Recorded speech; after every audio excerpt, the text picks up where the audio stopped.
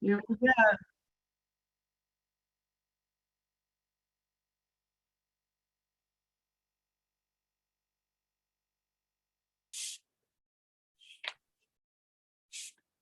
Good evening, everybody. We'll just give folks a few minutes to trickle in and we will get started in just a moment. Thank you so much for being here with us tonight.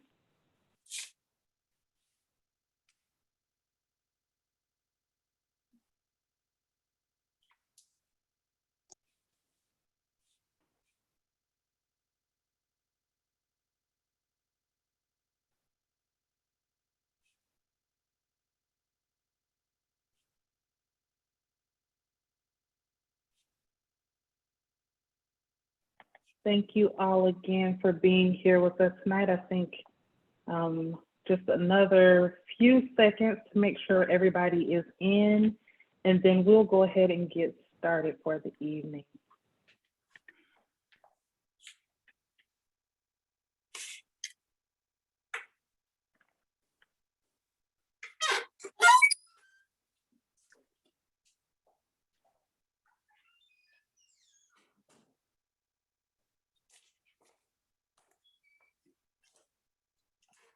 All right, I think we are starting to slow down a little bit so we can get started. I want to say good evening to each and every one of you and thank y'all so much for joining us this evening. We have a fantastic, I'm excited. We were talking and I didn't get to say this to the group, but I am so geeked about this work and the artist and everything that tonight is going to bring. My name is Kimberly Allen, and I'm the CEO of 90 Forward. And for those of you who are new to the organization, I appreciate you being here.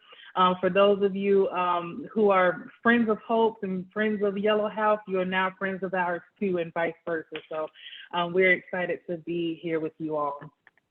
I just want to start off tonight by sharing just a little bit about the organization and the work that really is behind the legacy of lynching, work that we see here in Jacksonville. And so 904, we actually got our start back in 2015, and our mission is to create racial healing. And we do that by helping people to have dialogue about, the difficult topic that comes along with talking about race, the difficultness that comes along with talking about race, helping people to build trusting relationships so that we can take action together. And honestly, we do that to the end of helping to, we don't want racism to exist. We want to see an end to racism so that all people thrive. And part of that work involves the work you'll see here tonight. We have a few key programs that we do at 90 Forward. One of them being the race cards. It's the tool that we use to help people to have dialogue about race.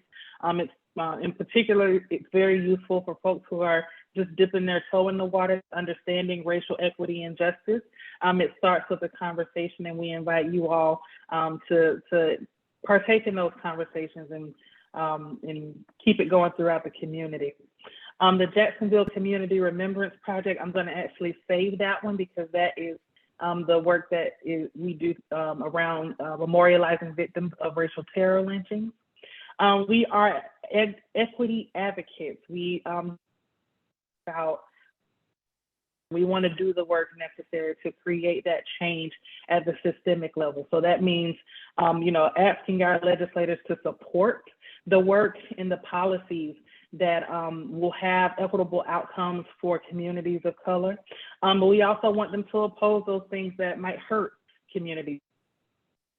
If it's disproportionate, we want to make sure that communities of color are not being slighted or left behind, as has been the case in the past, and not all that long ago, if I'm honest. We also host community forums. We want to expose the community to other folks. Part of the reason why we believe folks are afraid or scared or make misjudgments about people from other cultures is just because they don't know about them. And so we want to do our part to make sure that people are exposed and have the opportunity to build relationships. And lastly, we have been publishing research for the last, that has covered about almost 80 years at this point of of data that has shown that communities of color have been left behind for as long as the data has existed, which is just unfortunate. And we don't want the data to just stay there and live. We want to do something about it. We have more than enough to take action. And so that is what we hope to do. And so before I get to, I'm going to show a very short video, and my sound is acting up, so I may have to not show the video. I don't know what's going on at the last second, but the Jacksonville Community Remembrance Project is a very, very special project and initiative of 9/0 Forward that we started in 2018 in partnership with the Equal Justice Initiative. And for those of you who may not have heard of the Equal Justice Initiative before now, it's the organization, it's Brian Stevenson's organization. If you know the author or the book or the movie Just Mercy, that is who we are talking to, his vision that has led to works around the Community Remembrance Project and the legacy of lynching. That work is very key in making sure that we tell the stories and properly memorialize victims of racial terror lynchings. And that work has come here to Jacksonville. It's been a part of the community. Hope is on that steering committee and leads one of the subcommittees of the soil collection ceremonies. And that work overall is led and chaired by Lynn Sherman and Melanie Pat. And we in Jacksonville have 8 currently identified. We're actually submitting more, but 8 victims of racial terror lynchings. And we know that that doesn't nearly touch scratch the surface of men and women who have lost their lives to lynching. And but we honor them, and we want to make sure that we do our part to recognize them. And so in a 3-step process, we do soil collection ceremonies at the site where the victims are said to have been lynched. After that, we place a historical marker at those sites. And we do this all to the end of claiming our pillar that lives in the Memorial for Peace and Justice in Montgomery, Alabama. And if you have not been there, it is a journey of a lifetime that I think everybody should take. And so I just want to make sure that we pay homage to Mr. Stevenson and his vision, as it is alive and well throughout a lot of communities here in the United States. And this is really the inspiration for the work. And so I don't think I won't try to share the video because I don't want us to get delayed by the technological pieces, but I want to bring to you the brilliant woman and friend, Hope McMath, who is leader of Yellow House and just the leader in our city, period. She's not just an artist, she is a leader. She is an activist and a person that I have admired for a number of years. And so, Hope, I'm going to turn it over to you to lead us the rest of the way and share the beautiful work that these ladies have created, these artists have created. Thank you, Dr. Allen. Oh, I'm feeling the love from you despite our distance in this virtual world. Thank you. I so admire your leadership, and actually was just saying to a couple of people today that if the world had more people who were Kimberly Allen doing what Kimberly Allen does the way that Kimberly Allen does it, it would be a much finer world indeed. So thank you. It's an honor to always share space with you. And to everyone who gathered together in this virtual space tonight, deep gratitude to you for taking the time out to be with all of us, for some sharing of art, some holding of history, and connecting really to one another around topics that are not easy, but they're so incredibly important. And I'm just really, I always feel hope when people are willing to come together and sort of lock arms in this work. So thank you so much for being here. I do, before we go any further, want to acknowledge the fact that no matter where you might be sitting, and I know we're scattered at least all the way through Jacksonville, if there's anybody tuning in with us who is not in the immediate Jacksonville area, you know, let us know in the chat where you're zooming in from. But I do want to recognize the fact that we all are occupying and sitting on and benefiting from land that, at least in this part of the world, belonged to the Timucua, the Creek, and at times the Seminole. And again, we all get sustenance from land that was not ours. And so I want to certainly acknowledge that. And thank you. We have some folks coming in from Western Massachusetts and Orange County, and we're thrilled that you're here. I also want to just sort of set the expectation that tonight we want to be able to create a space of grace and courage. I never say safe space anymore, and I'm very intentional about that because I can't guarantee anyone's safety. I can't guarantee that something that's said may not do harm. Our hope is to never do harm. But I recognize that I don't know what that would be for everybody in the space, but I think together we can create a gracious and courageous space in which we are learning together, we are sharing honestly and authentically, and we are you know, connecting to one another in real ways despite our physical distance. So before we get started into our glimpse of the exhibition and our voices of the artists who are gathered with us, it's been a day, it's been a week, it's been a month, it's been a year. And so I encourage all of you to make yourself really comfortable where you are. Unclench your teeth. I tend to do that. Lower those shoulders, right? Sort of let your body go loose after it's sort of holding whatever the day has been for you. And take 2 really deep cleansing breaths, and we will do that together.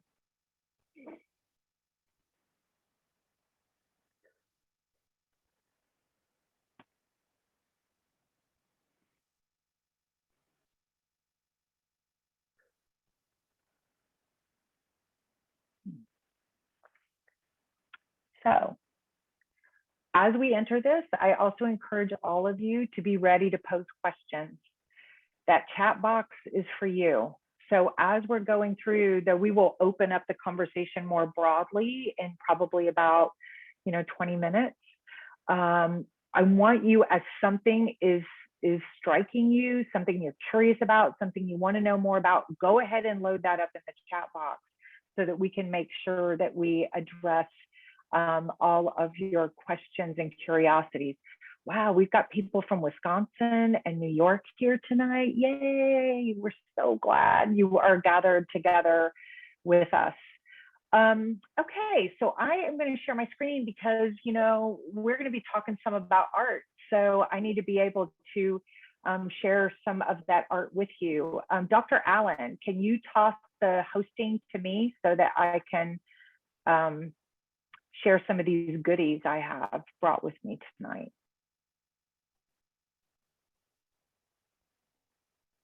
Awesome. Thank you so much. So Dr. Allen already did such a beautiful job of this, but I really want to also make sure that we center the work of our local Jacksonville Community Remembrance Project, because sitting at the heart of the exhibition on view at Yellow House right now is a desire to continue to remember and honor the 8 individuals that were lynched in Duval County. And as a result, we hope that we are actually remembering and honoring all of those who have been taken from us due to racial terror lynching. And so I'm sharing with you just a few of the images from the soil collections that have taken place here in Duval County. As some of you know who are involved in this work here and other places.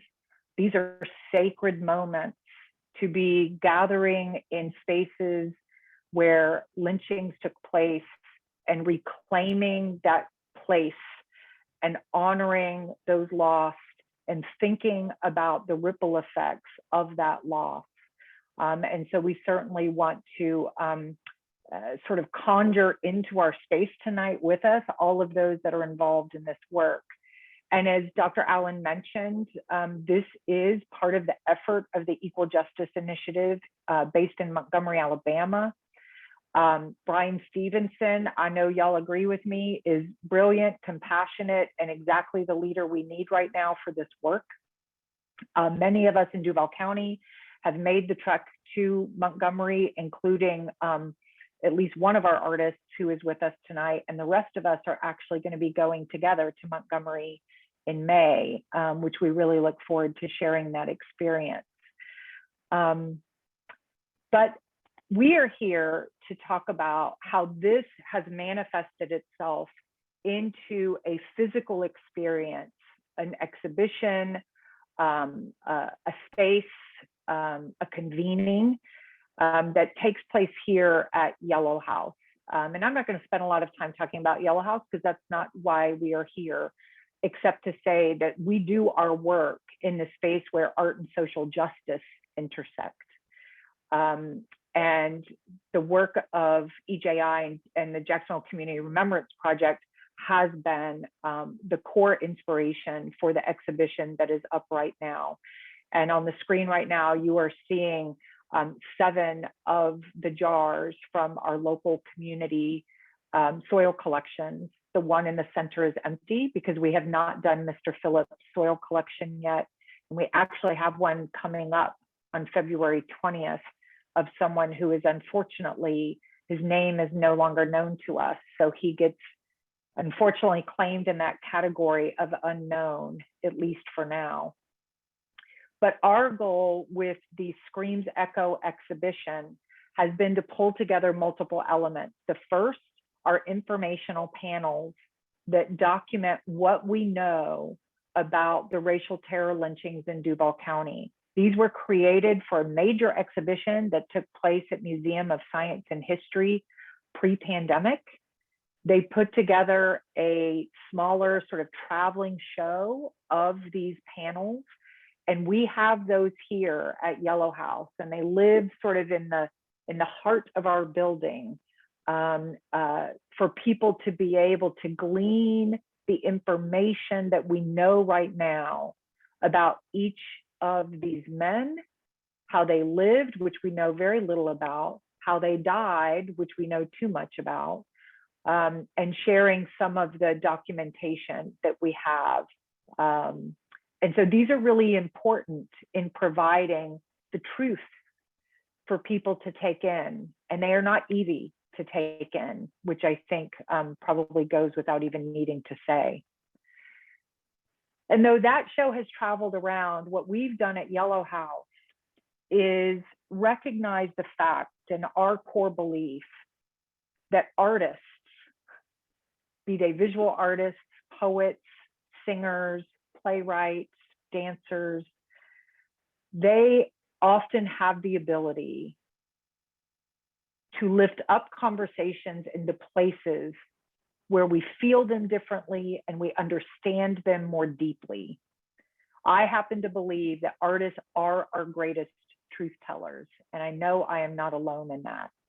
And so for this exhibition, the artists you see on the screen here and who are gathered in this virtual space with us, Bobby O'Connor, Marcia Hatcher, Deja Eccles, and Aaron Kendrick, all created work that links into this story of lynching in Duval County. And they've all done it in their unique and powerful ways.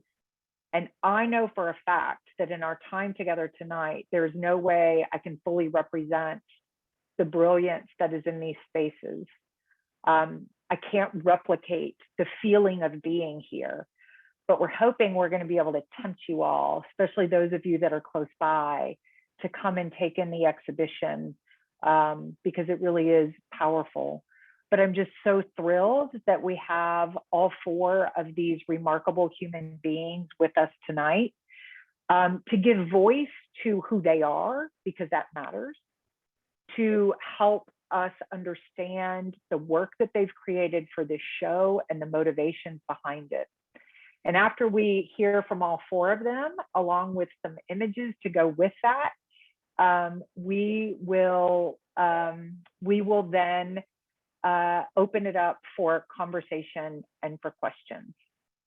So the first person that I am just so humbled and honored to introduce you to is the brilliant Marcia Hatcher, who has been making art in our community for a long time. And so many of us look up to her and her wisdom and the remarkable body of work that she has created over many, many years.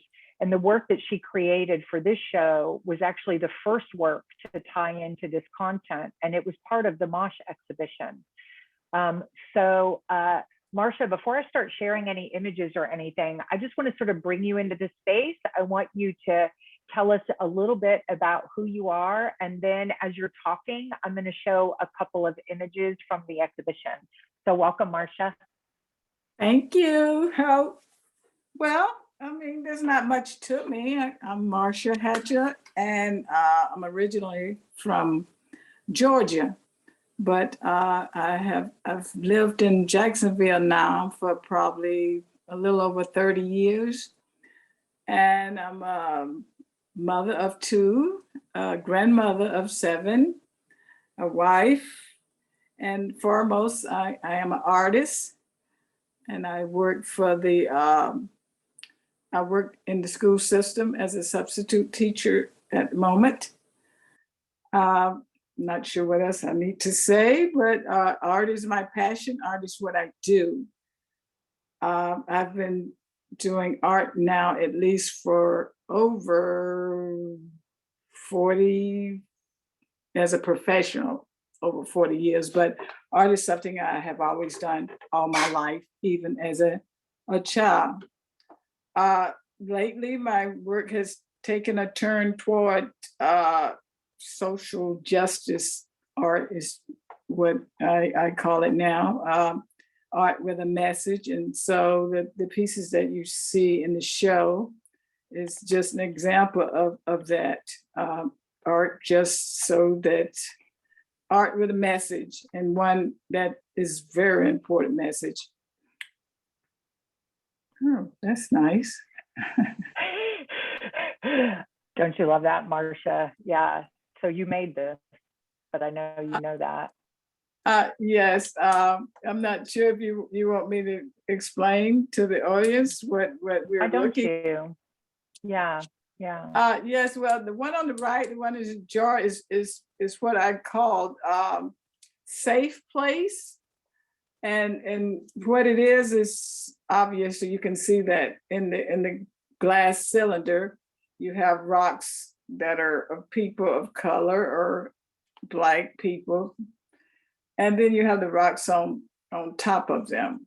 So I think we have, although I don't know the audience, I'm sure they can kind of figure it out why it's called a safe place. But as long as you know your place, at least back in the day, that is, perhaps a little bit now, as long as you knew your place, you were pretty safe. If you played by the rules and did what you were supposed to and act the way you were supposed to act, then you were pretty much left alone, or at least you wasn't harmed in any way. The ideas for the rocks, they started, I don't want to eat up your time, so we might want to leave that for anybody with any questions about them. I don't want to take more time than I need away from the other artists. Marcia, do you mind sharing what the rocks are made of, the material? Because I know it's a little tricky to translate through the screen, and actually a lot of people who come and see the exhibition also sort of can't believe how these are made. So do you mind sharing that? No, I don't. Well, actually, I didn't actually make the rocks, but the rocks are based the rocks are basically river rocks, but the technique I used to create the images on the rocks were basically color pencils. So what some of them might look like they're paintings, but they're actually drawings on a rock. I just took colored pencils and went to drawing on them and sealed them with a gloss sealer to protect them.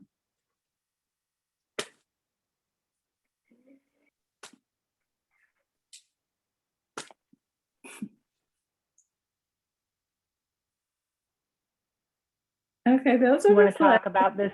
You want to talk about this body of work that's also part of the exhibition, the flags? Okay. Thank you, Mary, Pat.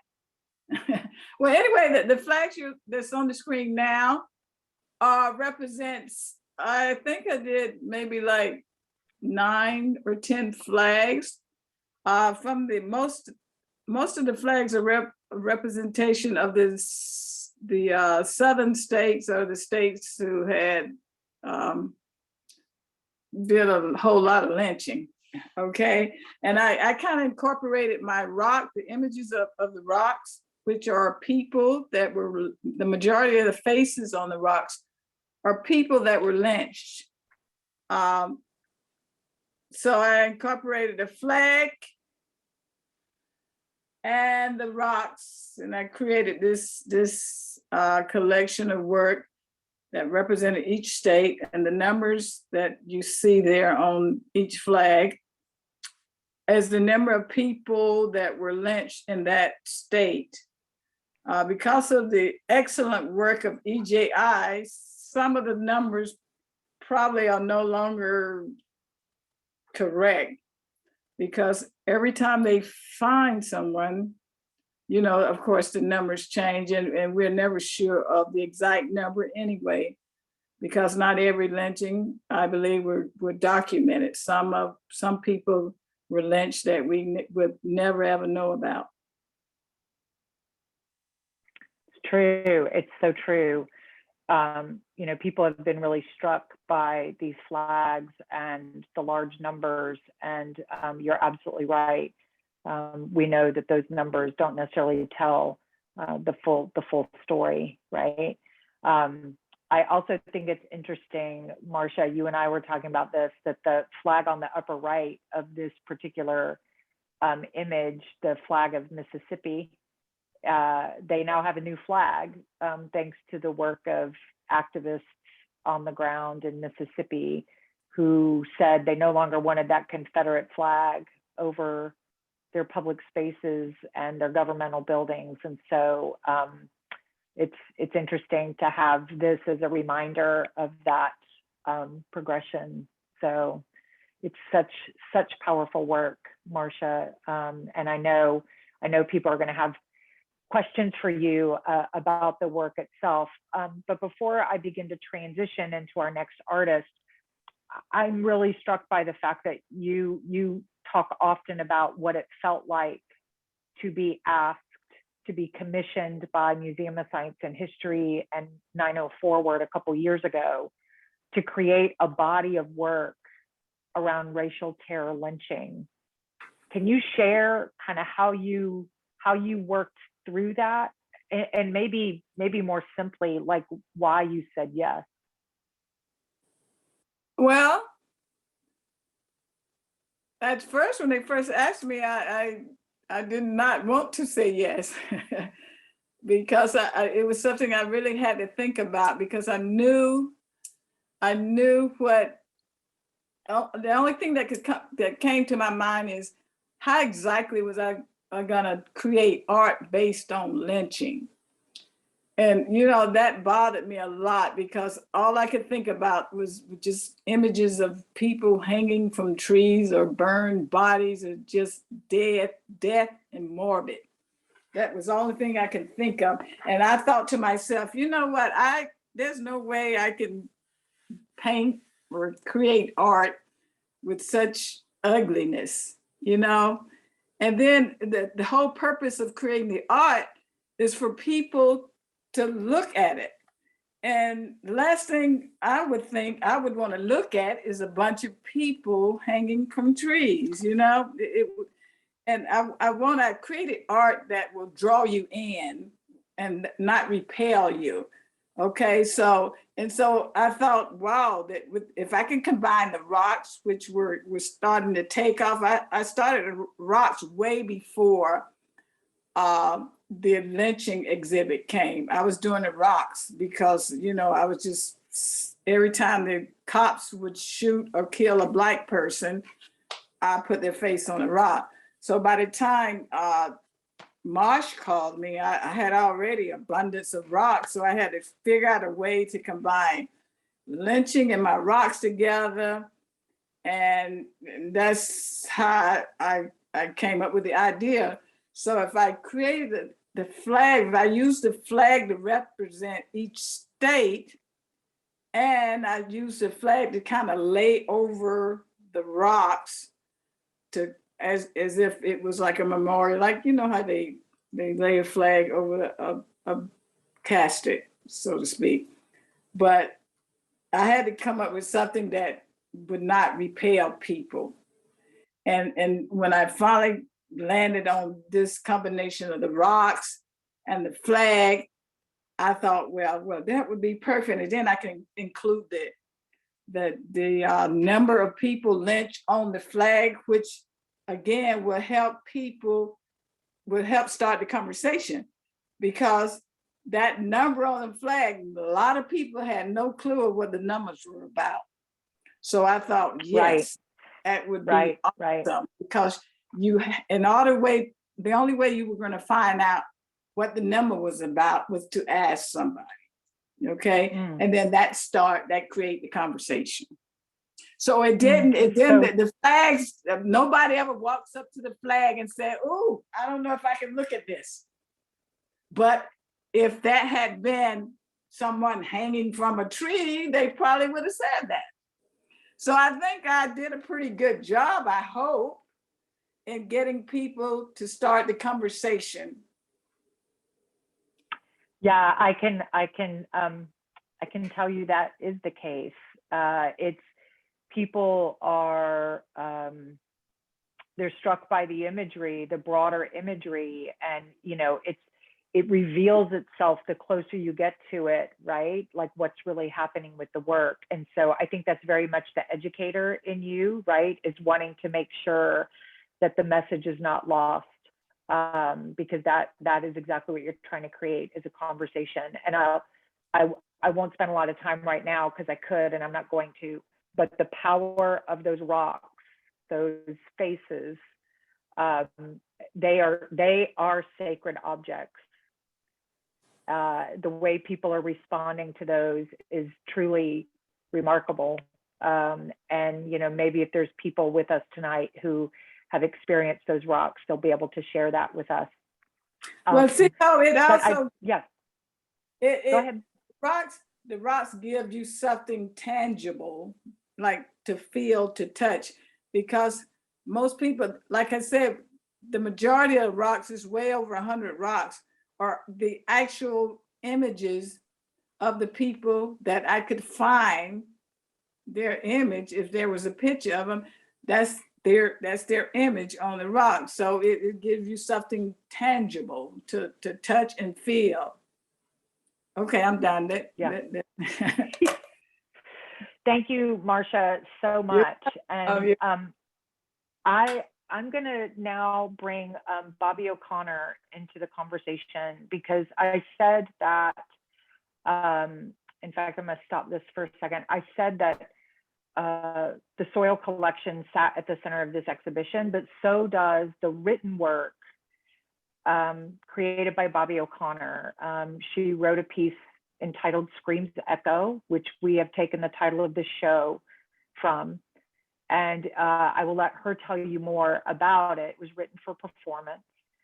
And her words are throughout this gallery. They are on the walls of every space within Yellow House.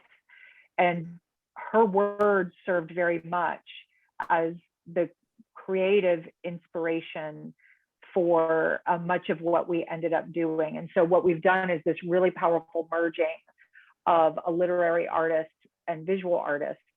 And to introduce Bobby, I have asked her to read something, and then we will turn it over to her to talk a little bit more about the work.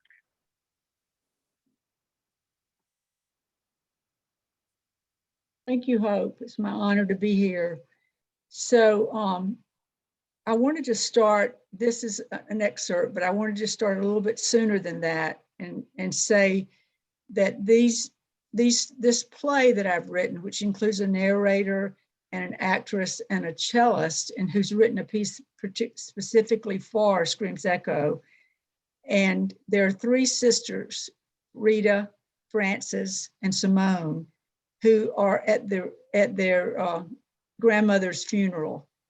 So I want to read just to start that out, and this ties in with the brilliant work that Marcia's done. Three sisters, Rita, Frances, and Simone, stand on the raggedy, sagging porch, paint peeling from the rickety steps. They wave goodbye to the last of the visitors who came to pay respects to their granny on this day of her funeral. Rita notices the curve of old Mr. Rhodes' shoulders as he climbs into his rusty Ford truck, and a memory stirs. She looks at her sisters, and the story spills out. Remember how Granny said it was for her growing up poor and black? You know, the story she told when we were little, the one about a hot Alabama summer night. She said the air was so thick you could barely breathe, not even the promise of a breeze. Stillness being hugged by the hot, humid air. Lynching was the order of the day. And then these words that are there on the screen are some other words that Granny said. Granny sat up, those black eyes flashing, and yelled out, "My heart broke when I heard the screams all the way from Florida. Trayvon Martin's mama, who I heard scream, her baby didn't even look at a white woman. All he did was walk through a white neighborhood. He's laying under the ground, just like Charlie all those years ago."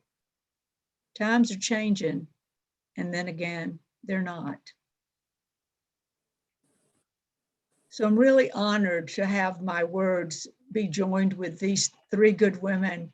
We've had a good time working together, and I already knew some of the women, and I knew Erin, but I didn't know Marcia or Deja, and it's just been a real pleasure.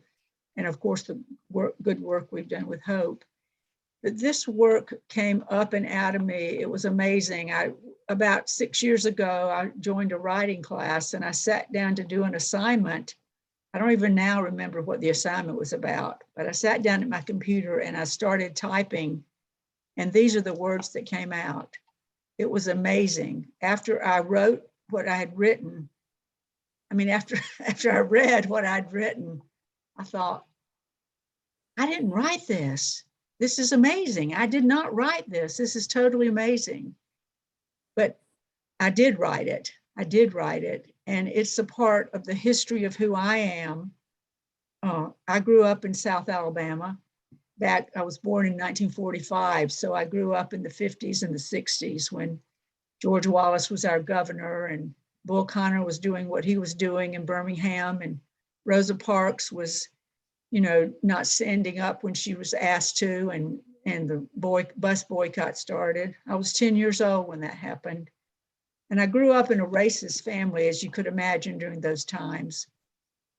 But it was when I went away to college that I really learned that what my parents had taught me about Black people, that they were lazy and that they only were interested in one thing, and, and just all the things they taught me, that wasn't true. I'd been taught something that was not true. And it was just being able to hook up with some friends who had a sense greater than mine about humanity. And I think who knows why I was led there, but there I was. And actually it was in Montgomery, Alabama, but there's some people who were awake to what was going on and awake to their own racism. So I call myself a recovering racist. because it's too deep in my bones for me to say that I'm not a racist. And so I can say I'm a recovering racist and feel like that part of why I'm here on this earthly plane is to use my white privilege to create equity for all of us, so that we can not only survive, but we can thrive. So I'm really honored that these women have done artistic expressions, Erin and Deja, of my words. And so I look forward to having you all see those works too, as Hope continues, unless there's something else she wants to ask me. The only thing I just, want to thank you, Bobby, for making such a lifetime commitment to anti-racist work and to being open for self-scrutiny and to the sort of truth telling that comes from others outside of you. And you have long been a model for so many of us in this community. And I'm very grateful to you. We've done some good trouble together, and I know we're not finished with that either. So what I would love for you to do, if you don't mind, to transition us into introducing Erin Kendrick and her work. Do you mind reading the pieces that appear in the gallery with Erin's work? And I will, while you read, share a view of the gallery. Okay. Frances lifts her skirt from her damp, sweaty legs and wonders, what was that other story? You know, the one about when Daddy came back from the big war, but couldn't buy a house through VA because he was Black. That's what Granny said. I remember she was mad talking about how her son fought in the war, came back a hero to this Alabama town where there was no room for Black folks to live among the whites, and the banks wasn't about to lend money to folks living down in Baptist Bottom, because we were a poor financial risk, so they said. I remember that night that right up alongside Granny's anger, she talked about the deep sadness she felt when she saw her son on the back porch, just back from the bank, his shoulders shaking with the grief of not being able to provide for his family, beaten down by the reality.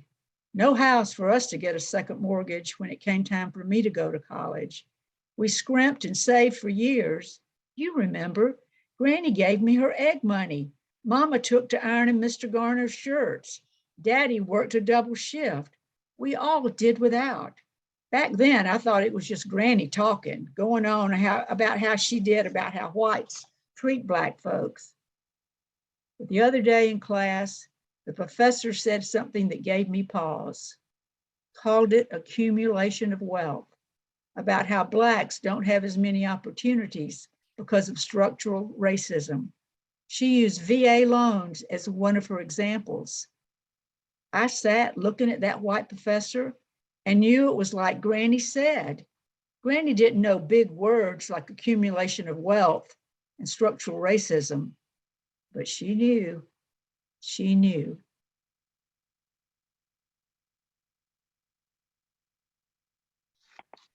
Thank you so much, Bobby. And I do want to say to everybody, we are going to have some performances of Scream's Echo are going to take place here in Jacksonville in partnership with the Ritz Chamber Players and the amazing actress who normally reads these words and the cellist.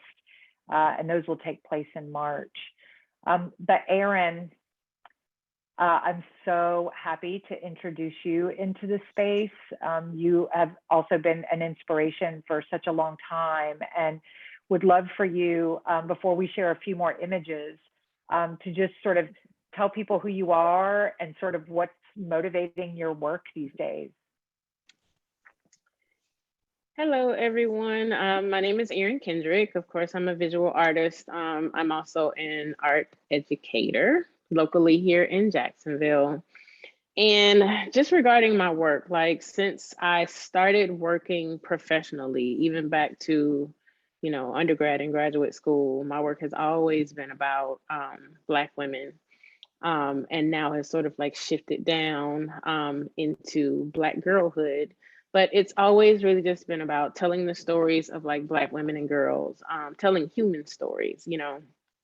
It feels like since forever, I always use the terminology like we've been victims of language. Like our identities have always been sort of wrapped up in what other people said we were. And I think we've spent generations trying to like unpack that for ourselves. And in that, you know, we're just kind of discovering who we are and redefining like who we project ourselves out to be to the world, and trying to find like those more authentic ways to tell our own story. So I really just try to do that through the work. And this show allowed me to kind of, you know, it falls in line with what I've been doing in my own work, but also to kind of jump into this sort of like social space with other artists and with Bobby as a writer, and really kind of look at more community issues and things like that. So I took a little bit of a different approach to the story of lynching, and really just tried to do it from like an economic perspective. So I think that, you know, redlining and the history of redlining is more or less sort of like an economic lynching. And that's the approach I took to the show. And for those of you that don't know Erin and her work, one of the things I love about what Erin does, besides the fact that she is a brilliant painter, she's really an installation artist, and she responds very much to the spaces that she's in. She sort of breathes in the energy and the history and the truth of a certain kind of place and space. And she's done that a couple of times at Yellow House. And the image that you're seeing on the screen is a glimpse into the gallery that holds some of her work. So Erin, will you, you just mentioned obviously that you focused on the economic side of this. You really pull that era of lynching sort of forward and kind of across sectors of society. Can you walk us through a little bit what we're looking at? Yeah, so in the image, you see sort of like a lot of different parts of a single story. If you're not familiar with redlining, because I do, you know, the teacher in me knows that someone on this call may not know what that is. It was basically a government practice starting around 1935 to rezone neighborhoods, basically making neighborhoods that had a lot of Black people in it, what they called hazardous, which ultimately limited the amount of loans that they could receive to buy homes in that space, in other spaces, and it for the most part caged them in. So a lot of the neighborhoods that you see nowadays that are poverty stricken, there's a lot of blight in like undesirable neighborhoods, things like that. A lot of those are, you know, neighborhoods that were redlined in the past. And so often we kind of live and exist, and we don't realize that how we got to this place started, you know, from a very specific thing, a very intentional thing happening. So what you see here, the two sort of like red houses that you see, those are sort of like my version of shotgun houses, which you would see a lot in Black neighborhoods as Black people did start to buy homes. They would buy these smaller homes. That a shotgun house is basically, as you can see in both of the floor plans, if you stand at the front door, you can see all the way back through the back door. So the idea was that if you shot a gun, it would go from the front to the back or out of the back. And these two, what you have on the one farther to the left is an older version of a shotgun house floor plan, like as they were built for Black families back in the day. Very simple, very minimal wall space design, like the bare minimum. And what you see on the right are more or less like what you would see today in these sort of like more boutique kind of HGTV versions of shotgun houses. And what redlining does is, like, a lot of the Black families who would own those shotgun houses back in the day no longer have access to it. And in these modern times, as you see like these real estate numbers going way, way up, where everything is really unaffordable, a lot of the people who feel that are Black families, because redlining pretty much cut off the economic wealth of so many Black families. So you have this sort of like old and new version of, you know, the idea of home ownership. Now, what these are, they're kind of like just little relics of these old shotgun houses, these old homes that may have been purchased or may have been owned by Black families in the past. They're pretty much ripped in half because, you know, that economic wealth opportunity was cut off for so many Black families. And what you see ultimately, like artistically, is like the red line that runs through them all. Each of them, like my artwork, if you're familiar with my artwork, I paint in layers, and you'll see that. I'll talk about that in the painting later. But layers are an important part of my work in that I think that's kind of like how we get from there to here. Like all these layers, all these stains, all these kind of things that add to something. And each of those houses are made of just that, like all of these layers that would have like defined all these personalities, all these people in these families, and how that gets cut off, you know, when something like redlining happens. Each of those homes are named for a particular zip code in Jacksonville that would have been a red line zip code. And then the painting that you showed, this, I don't in my work always, I don't want to focus on the trauma so much. You know, I always want to tell the story of how we overcame.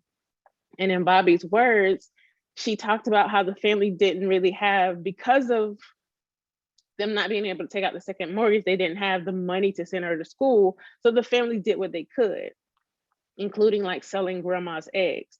And I think that so many Black families over time have been able to overcome a lot of these wealth gaps by starting businesses, by kind of essentially like making a way. So my idea is that where they were selling the eggs before in the past, as they move forward, they were able to take that business and take that and make it a legitimate business for the family. So the little girl in this picture is wearing sort of like a logo t-shirt from the family business and showing that they've overcome that situation. You know, they've come out of that and started to just build wealth for themselves.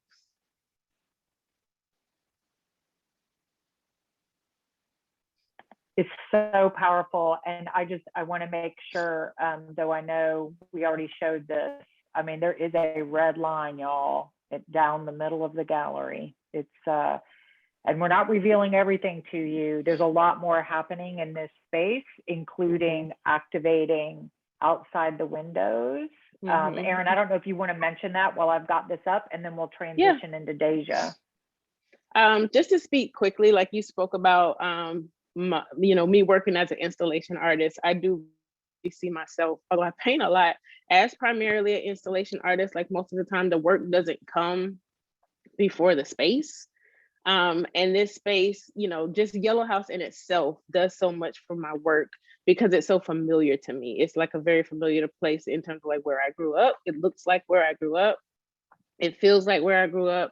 And I wanted to sort of like make a remark about access and the idea that because of redlining, you know, there's a certain group of people that no longer has access to certain things. So in terms of looking, there are images on the other side of the houses, but in order for some people to see the images, they have to look at the images from outside. So you can kind of see one of them reflected in the window. You have to go outside to have access to them. And that's just recalling how so many of us, you know, are on the outside looking in when it comes to this wealth gap. And, you know, that's something we just need to kind of constantly talk about and constantly do what we can and, you know, get out there in our city council meetings and all those things and make sure that people have access to as much as possible, to, you know, attaining wealth in as many ways as possible. Thank you so much, Erin. It's been so powerfully received. I mean, the visceral reactions that people have to that space and going outside and looking in at the portraits of the children on the other side of those red houses, it's just incredibly powerful. And finally, last but definitely not least, I'm thrilled to introduce to all of you Deja Eccles, who is our fourth artist involved in this exhibition. Deja, we're just so glad to have you with us this evening. And I will say, Aaron and Deja and Marcia are all educators as well as artists. And so it is not lost on me, that thread of connection between all of us. And actually, Bobby has been a community educator for years as well. But Deja, thank you so much for being here. And why don't you do a quick introduction of yourself to everyone gathered, and I will then start to share a few images. Okay. All right. Hi, can you hear me? I've been told that I talk too low sometimes. But hello, I'm Deja Eccles. As Hope mentioned, I am an educator, actually very new. I was very fortunate to get a position at Douglas Anderson School of the Arts, which is pretty funny because it kind of came full circle since I'm an alumni of the school. I also have kind of gone through the chain of like Pine Forest Elementary, and then La Villa School of the Arts, and then Douglas Anderson. So it's kind of cool to, come back to where I started. I graduated from UNF with a degree in fine art with painting, drawing, and printmaking. But I've always had this passion towards art history as far as really doing research. So that's pretty much the root of a lot of the work that I create. So I promised that I wouldn't come on here and start teaching art history, but a lot of the things and a lot of the inspiration comes from looking at other artists. So many artists do that same thing. They do the research, they find a theme, or they find simply just an image that captivates their imagination, and then they dive into that.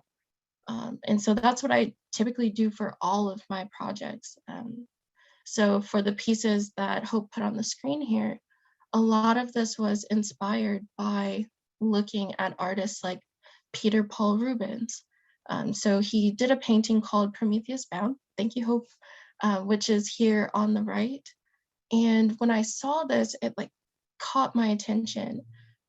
Just looking at this dynamic pose and thinking about Prometheus' story, the fact that he was the one who tricked the gods and stole fire for the humans, and then, he gets punished for that, where he has to basically live the rest of his life, constantly and dealing with this eagle come in and basically take his liver and then come back the next day and do the same thing.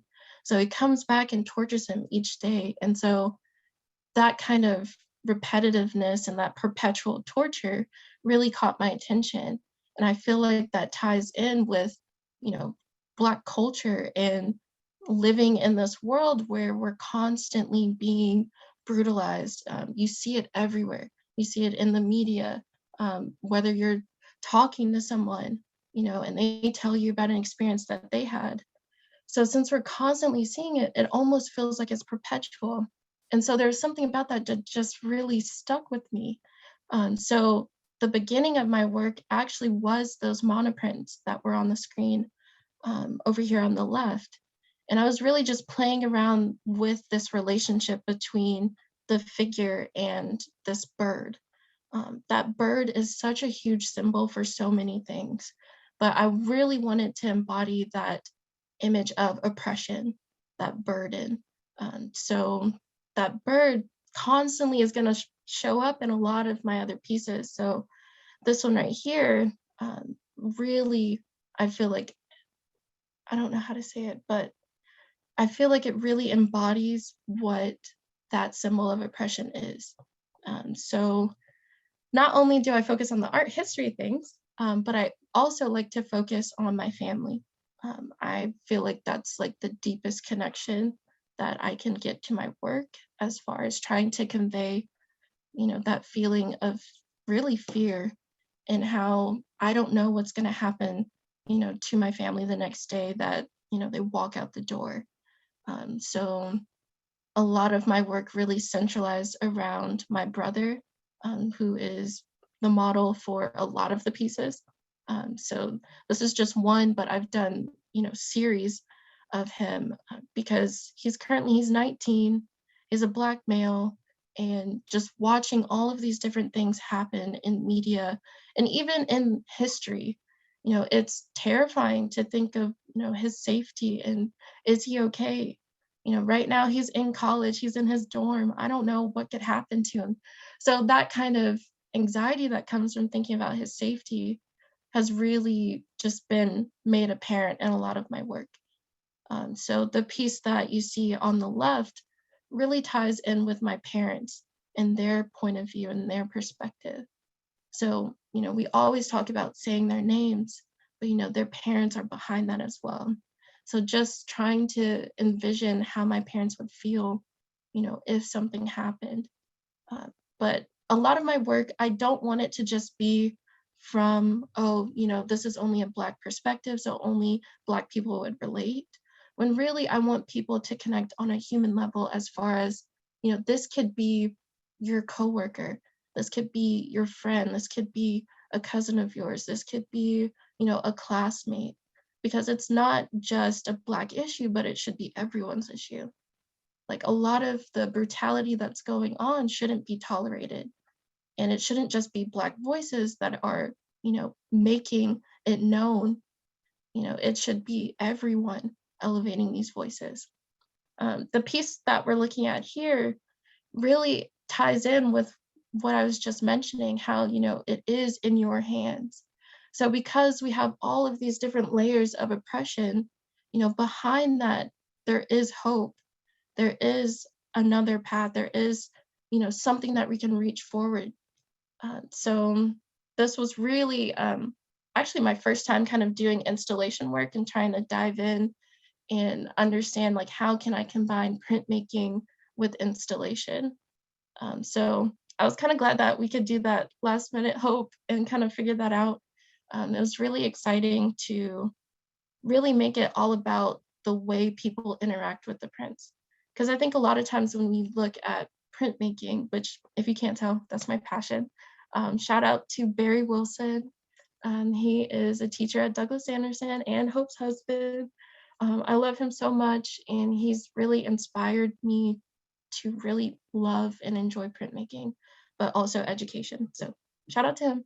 But it was really cool to kind of change the way that we look at printmaking from being just this like two-dimensional thing. You typically see it on a wall in a frame and that's it, to more like an interactive process. So moving around the prints and trying to see what's on the wall. But that's pretty much it. I don't want to go too far. No, you're great. You're great. And speaking of interactive, and then we are about to open this up for conversation with the questions that have been coming to us. I didn't want us as a group, because we have built community amongst ourselves as we've co-created this exhibition. I wanted to mention and at least show some images of the community altar that we created. And just mention that when we were trying to figure out the best way to honor the men represented by the jars of soil and the images contained on those very special sacred rocks of Marcia's, what ended up evolving was this ancestral altar. And over it, you can see that we selected one of Deja's pieces to go over it, a piece that actually depicts her nieces and nephews, right? So sort of speaking to this idea of the future. And then above it are some of Bobby's words about the screams echoing across through the centuries. And so the idea of this altar is that though we created the framework for it, the basic holding of these special objects and these works of art, it is actually an altar that the community is adding to. And so here you can see objects being added to it. You can see Marcia on the day that we gathered together to set this up. It was for us a really important communal act. People have left notes, they've left feathers, they've left their own drawings and works of art. They've left intact dragonflies. cloth, plants, notes, jewelry. It has really been beautiful, even in just the first 2 weeks of the show. So with that idea of welcoming in community and community really shaping the conversation, we now want to sort of open it up for us to begin to address your questions and curiosities. And so I'm going to put all of us on the screen. Again, just thank you so much, Marcia, Bobby, Aaron, and Deja, for what you have already shared with us. So a question, is any of the art for purchase? So everybody can just nod, because yes. Yeah, it is. And, you know, a lot of people will often say that, you know, social justice focused art is not art that people want to live with, but we prove them wrong time after time. And some works in the show have already sold. There are people who want to care for some of these objects and use them as objects in their daily life. And so, you know, fortunately, we have had some people who have felt that way. So yes, the answer is yes. So if the person who asked that is interested in anything specific, you can reach out and let us know. Here's another question. What do the artists hope that their pieces will evoke from the viewer and the hearer?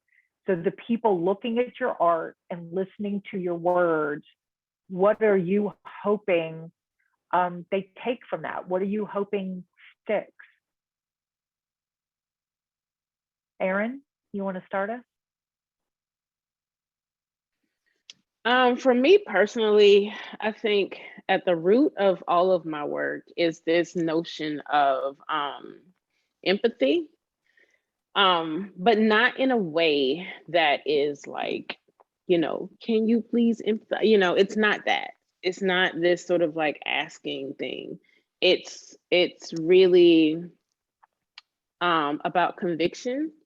A lot of times, one of the things that means the most to me when somebody's in like a space with my work, because space is really important to my work.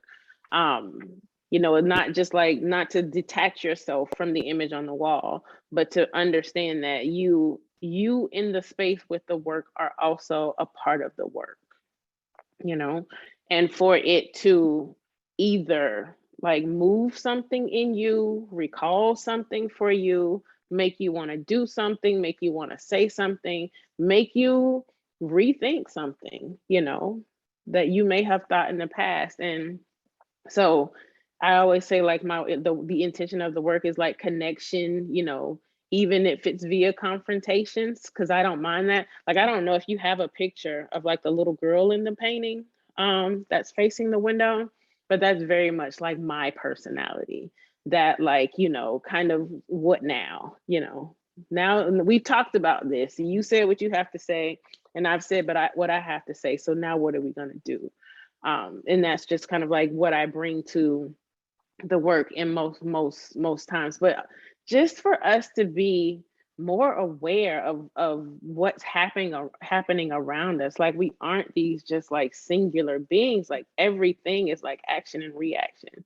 So when you're standing in this, like for me in this house, when I saw that little pitch in the roof, that made me attach to the story of Willie Washington, who was lynched. When I see these windows, it makes me think about the person who's inside and the person who's outside. So just, you know, to be aware that, you know, there's always this sort of like action and reaction going on at all times. So for me, I hope you feel something. I hope you're encouraged to do something, whether it's, you know, up or down, good or bad. You might decide like, yeah, I'm still a racist, or, you know, maybe I need to make a change, whatever, do something. I think we just spend so much time not doing anything, but to have something that makes you do something. So. Beautifully said, beautifully said. Marcia, are you saying that you have something you want to add?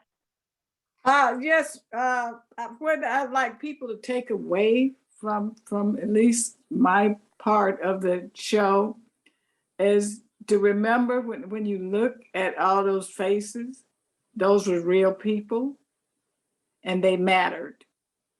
They may not matter to everybody, but they mattered to somebody. That's all I want you to do is remember. That's powerful. It's really powerful. Deja, Bobby, anything you want to add about what you hope people will take from your work? I think what Aaron said is correct, and I feel like we all feel that way. You know, so many times we see these things, but then, you know, we don't react to it. We think, oh, you know, that's just like that kind of issue, you know, it happens all the time type thing. So what I want people to see when they look at my work is, you know, it's not enough to sit there and just acknowledge, but to actually go out and be proactive, do something, whether that's simply just sharing the image with someone else or having the conversation.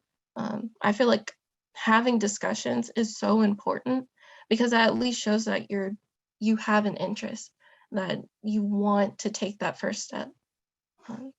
But I I feel like love Aaron that, said it Deja. perfect. And yeah, I think it ties in so beautifully with what Dr. Allen and 90 Forward do, which is really understanding the power of conversation. And, you know, I just want to say to everybody gathered, it can be really easy to discount that and to say, like, we're done talking, we need to be doing. Well, let me tell you what, we've got legislators all over this country that are trying to even make it hard to talk about this stuff. So just people understand the power of honest, truthful, bridge building conversations. That's why they're attacking it. So Deja, you know, what you and Aaron and Marcia have all said, that you really, like, this isn't just something that is out there for consumption. Like, you are anticipating that people will do something with this, that it will turn into action. Bobby, any thoughts from you on this question? Absolutely. You know, I'm a woman of action, that's for sure, with my Aries self. And I say this particularly to the white people on the call. It really is way past time for us folks to get up and do something, no matter how small. Every smallest thing makes a difference. Have a conversation. You know, someone tells us racist joke, say you're offended. Don't just sit at the dinner table. You know, if write to the editor of the newspaper, go to a city council meeting. I mean, whatever, you know, let a person of color, you know, befriend a person of color. You know, I often hear, you know, people, my African-American friends say, you know, people who think they have Black people as friends, if you're Black, what you call friends aren't talking to you about white people, they are not friends, they're just a colleague. Mm-hmm. So if you really want to know, read, and we cannot, as white people, we cannot depend on people of color to do our work. Read novels, read nonfiction, learn the history, and coming to this show is part of that learning. So I'm so thankful for all the people who showed up, and I hope you'll come to Yellow House if you live here. And we're hoping to have a virtual show for later. Thank you, Bobby. I like what Bobby said about reading. And the best part is you need to read the books that are being banned. Yeah. Those are the ones to read. Those are the ones to read. There's a reason they're being banned. They're powerful, right? They're powerful and important. And Bobby, yeah, thank you so much. And we know that we all have to stand in these spaces of discomfort and learning. And, you know, a lot of people don't have the option to turn away from it when it gets hard. When it gets hard is when we need to go deeper. So thank you for that, Bobby. I have a couple questions here that I want to ask. This one is specifically for Marcia. And Marcia, I know this is a conversation you and I just had. Does drawing real people who were murdered have an effect on you? And what do you do to decompress from creating such heavy images? Yes. Yes. After about 100 of those faces, that I kept, like I say, every time, because not only was lynching back many years ago, but we have lynching going on today. It's just not necessarily with a rope and a tree. It can come from a gun and a bullet. And what I mean by that is when every time that cops would kill an innocent Black person or without cause, just because they were fearful for their life, seemed to be the going excuse, I would draw their face on the rock. So after about, like I said, after about 100 rocks, it really started to weigh heavy on me.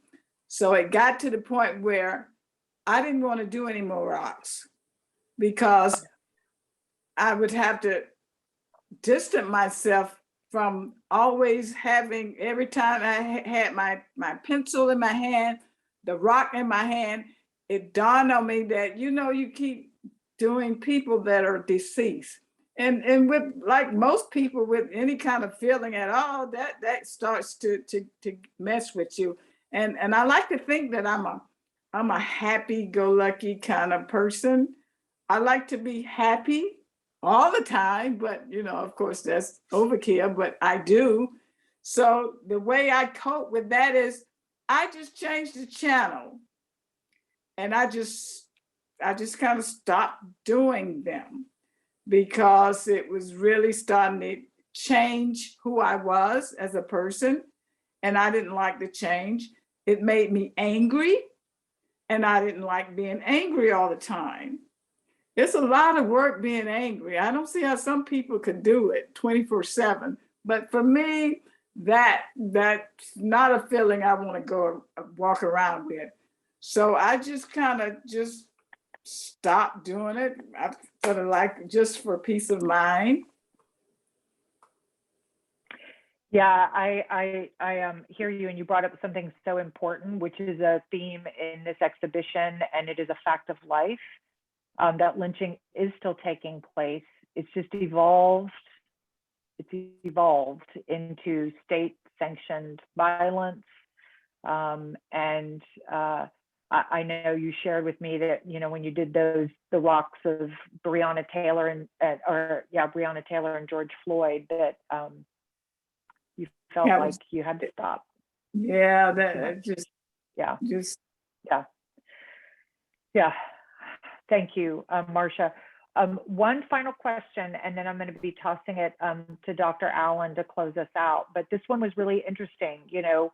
As visual artists, you all are working often in multiples.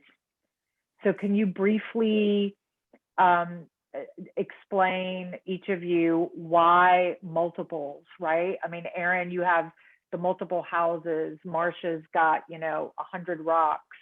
Deja, you are definitely working in multiples. How does doing it in multiples relate to this work specifically?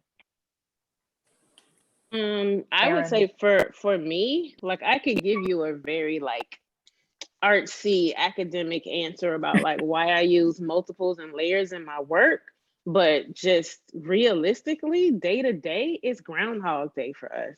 Deja talked about every day hoping her brother was okay. It's like a bad Groundhog Day, and we never know. So it's like we don't have any choice but to it's the same thing. Like we have been trying to answer the same questions for generations. We have been asking the same things for generations. I don't know, I kind of feel like the shift in my work to girlhood was partly in that maybe people will kind of get it or feel something for it if it's a kid instead of the adult. And I'm asking when did that shift happen? When did I go from just being a little kid to being like a Black girl, to being like a Black woman? And it's just this repetitive, Black people, seriously, if something goes wrong, like we got you can't just call the police, you know? We gotta stop and think. What could happen? What could happen if the police show up? You know, like that's a hard reality. So I think for me, and like I said, that confrontation in my work, it's that. Like, how many times? Why I can't make different work? I don't really have a choice. So not to kind of come off like angry, but I think, you know, there are very like aesthetic reasons and, you know, why I use layers in my work. But I think, especially related to this show, it just has a lot to do with the fact that it keeps happening. And we are to the point where we are expecting to happen. And that's just not a good thing. Wow, that was deep. Multiple. I wish I could do just, it had to be multiple. I can't imagine it being not multiple because it requires me to do multiple. Okay, because it's a continuation of the same old story, you know, and that story keep growing and keep going. So you just keep going with it. That's my 2 cents. That's a good 2 cents always. Deja. I agree. I mean, I feel like since we can all relate, I just feel like that's the only way to really process what's happening. Like that's the only way to really get out that this is something that's constant. Like my favorite word is perpetual because it kind of feels like it's just never ending. Like you think that there's a moment of change, like something shifting, and then, you know, someone gets killed, you know, someone records police brutality happening. So it's just kind of, it can be frustrating, and the only way to really release that frustration is by repeating it in the work and constantly just reworking the same thing. So powerfully said. And you just described how it feels walking through this exhibition. There is this, it is perpetual, it's consistent, it's constant, it is never ending, right? It's never ending. And yet we know you in part are doing your work towards an end, right? So, you know, when we started on this journey together, we said that we wanted this exhibition to pose certain questions, not always necessarily provide the answers. And some of those questions were, you know, to ask ourselves, what are the costs to all of us for not reckoning with the history of racial terror lynching in our own community? And how does our past continue to feed the world we live in today? How can art and artists who make it shine a light at a time when so many people want to push this stuff continuously in the dark? And what are the possibilities of healing, repair, and reimagining when we choose to actually look straight in the face of the wretchedness of this truth? And you all have given us the ability to look, right, with your perspectives, with your vision of the world, with your understanding. And we're eternally grateful. I feel like we should be, like, we could go on for hours. I know we could, because we do. But I do want to end by saying the exhibition that is at Yellow House will be up through April 16th. We are open every Wednesday from noon to 7. We're open every Saturday, 11 to 2.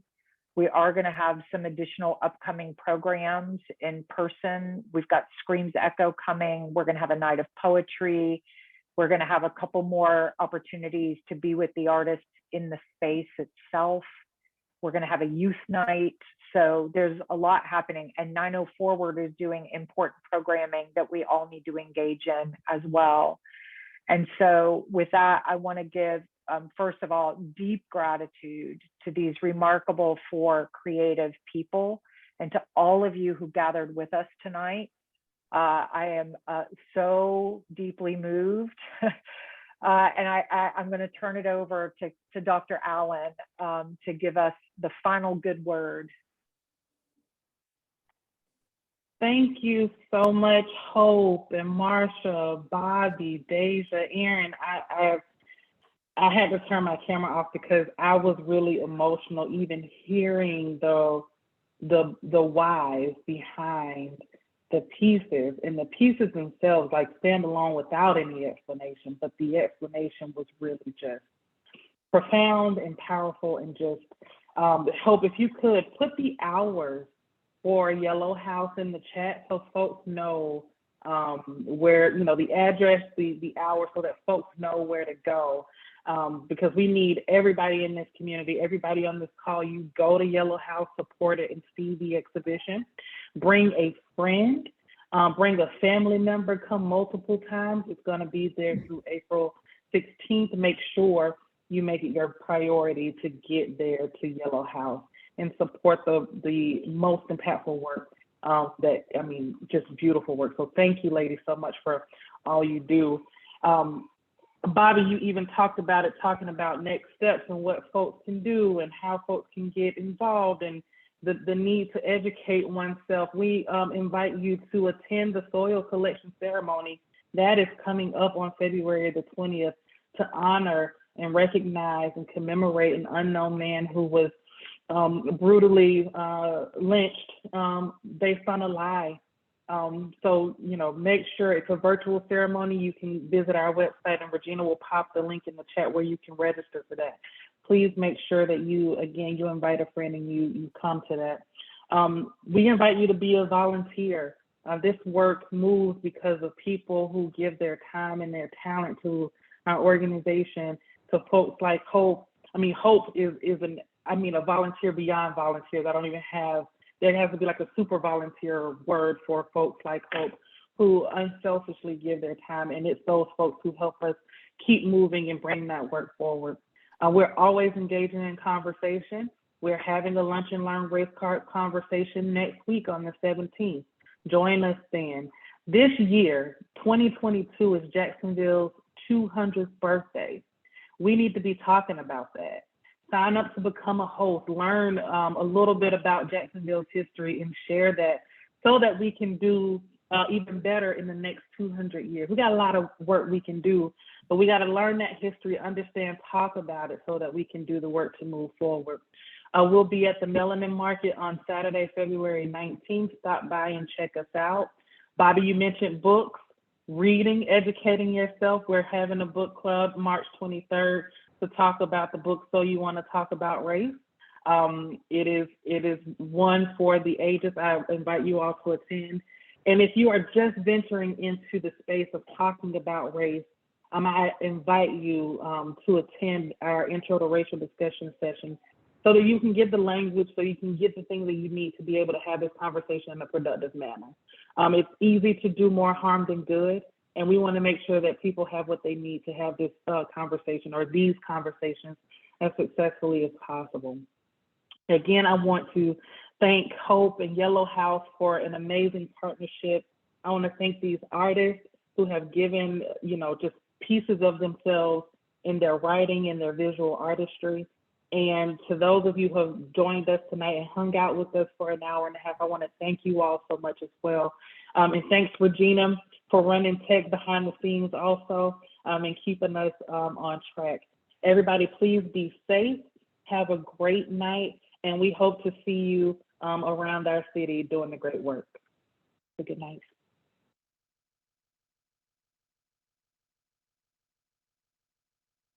Goodbye. Oh my God. That was awesome. It was, Lord have mercy. Okay. How is everybody? Everybody okay? Yeah, I'm good.